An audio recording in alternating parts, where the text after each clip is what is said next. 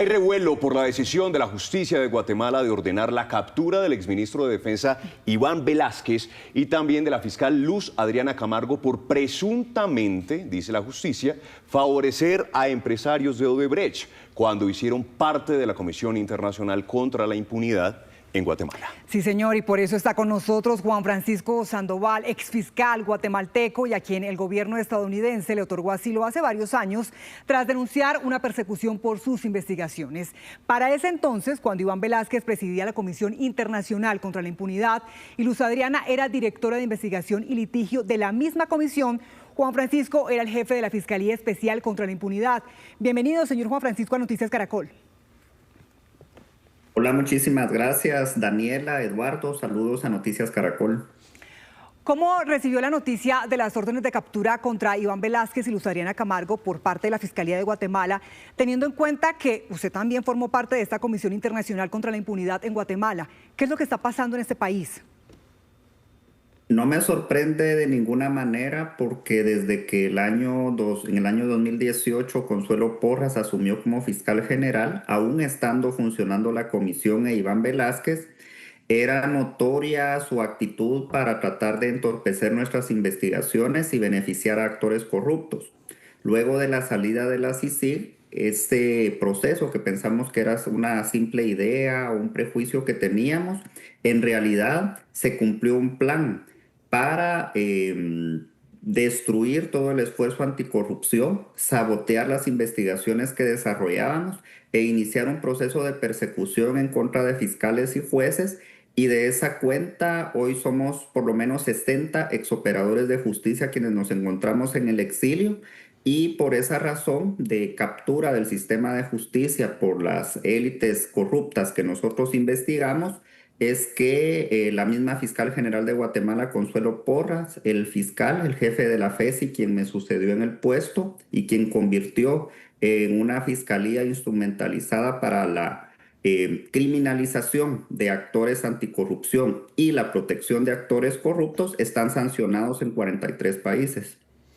Sí, hoy se publica una columna de Sergio Muñoz Bata, que es uno de los más respetados analistas internacionales en temas de actualidad, y en esa columna él cita a la directora del diario El País de España, que fue a visitar a José Rubén Zamora, que es un periodista que está en esas condiciones, también detenido por sus investigaciones en contra de la corrupción.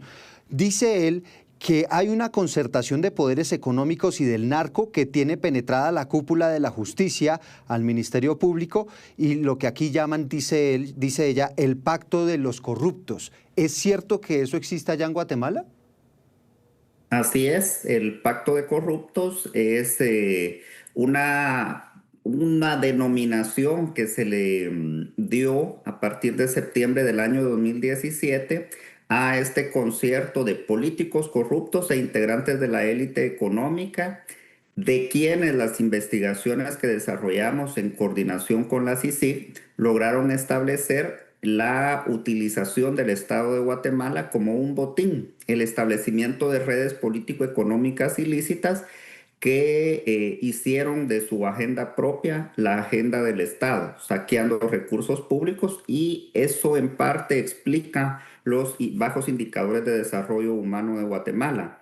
Como lo indicó, por ejemplo, lo pudo percibir Pepa Bueno, la directora del País, como usted indica en su visita en Guatemala, como lo acreditan diversos informes, como lo ha manifestado la Relatoría de Naciones Unidas para la Independencia de Jueces y Magistrados, y como lo patentizó la Comisión Interamericana de Derechos Humanos en su visita in loco el año anterior a Guatemala, y por el hecho de que Guatemala durante 3 años consecutivos fue colocada en el capítulo 4B, que corresponde a aquellos estados con graves violaciones a los derechos humanos, como los casos de Nicaragua o Venezuela, y fue un capítulo en el que también se insertó a Guatemala debido a esta cooptación del sistema de justicia.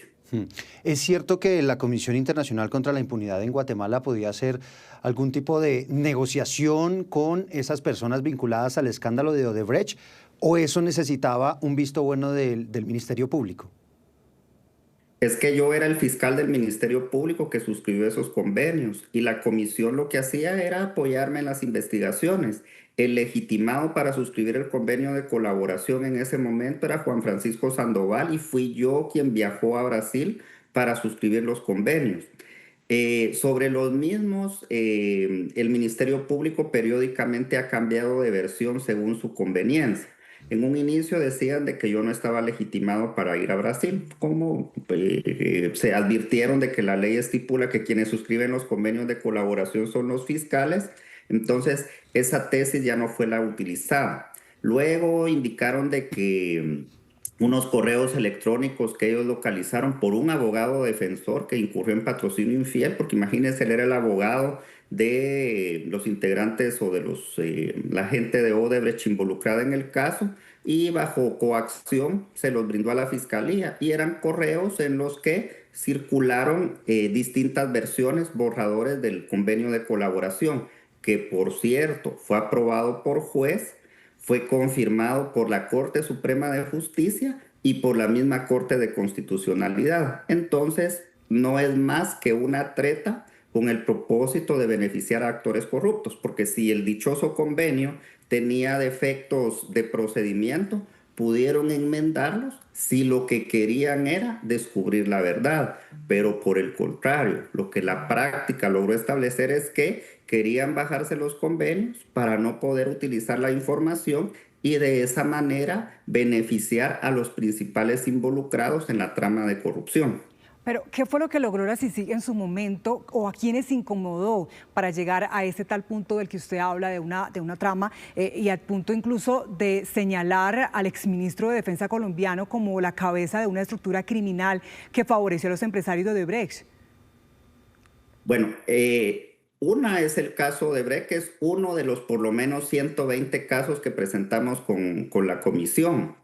Lo que logramos establecer es lo que le digo, el funcionamiento de redes político-económicas ilícitas. Eso permitió el juzgamiento de 3 expresidentes, y no es por el hecho de ser presidente, sino porque investigaciones con detalle financiero, análisis criminal, análisis de perfiles patrimoniales, pudieron establecer maquinarias de corrupción. Hay casos como el caso cooptación del Estado, que es el caso más grande de corrupción que se ha descubierto en la historia del país, donde por lo menos 700 millones de quetzales, que son alrededor de 100 millones de dólares, que procedían de sobornos, fueron lavados en el sistema financiero guatemalteco. Inclusive uno de los casos relacionados con la financiación ilícita de la campaña política de Jimmy Morales, pudo establecer cómo no eran solo empresarios guatemaltecos, sino era la élite empresarial guatemalteca. En ese sentido, estos descubrimientos provocaron el enojo, la molestia de la élite política y la élite económica de Guatemala. Si hacemos memoria y recordamos lo que ocurrió en el año 2018, el gobierno de Jimmy Morales ya no le permitió el ingreso al país a Iván Velásquez. Y no solo destruyeron a la comisión, sino destruyeron a la fiscalía que estaba a mi cargo.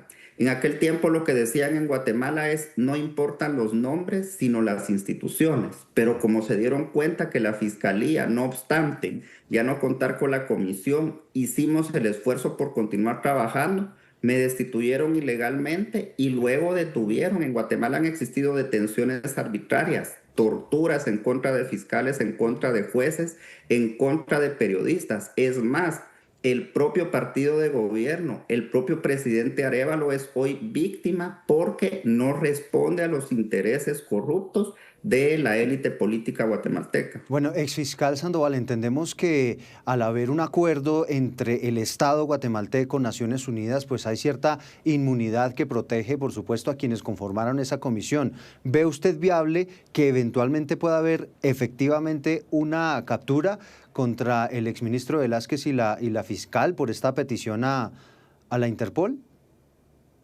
Es un absurdo completo. En el caso del comisionado Iván Velásquez, el Ministerio Público debió agotar un procedimiento en las Naciones Unidas. Otra cuestión es que, de la manera en que ocurrió en los casos de criminalización en contra de exfiscales guatemaltecos y exfuncionarios de la CICIG, la Interpol ya dio una respuesta a la Fiscalía guatemalteca indicando que se deben de abstener de enviar difusiones rojas de fiscales anticorrupción porque ellos han establecido un patrón de persecución política, por lo que seguramente no será activada esa difusión roja. Es el ridículo internacional. Fiscales que están sancionados en 43 países por hacer eso en contra de funcionarios guatemaltecos, por hacer eso en contra de líderes campesinos en Guatemala. Entonces, no tienen ninguna seriedad. Yo no sé si ustedes han tenido la oportunidad de ingresar a las redes sociales del fiscal Rafael Curruchiche o de escuchar entrevistas. No hay fondo, no dice nada, solo lanza ataques y de ninguna manera convence. ¿Por qué razón? Porque falta a la verdad. Es absurda la orden de captura según el exfiscal Sandoval. Señor Sandoval, gracias por este contacto a esta hora con nosotros aquí en Noticias Caracol. Seguiremos ampliando, por supuesto, esta noticia, que es una noticia en desarrollo. Muchas gracias a ustedes. Saludos a Colombia.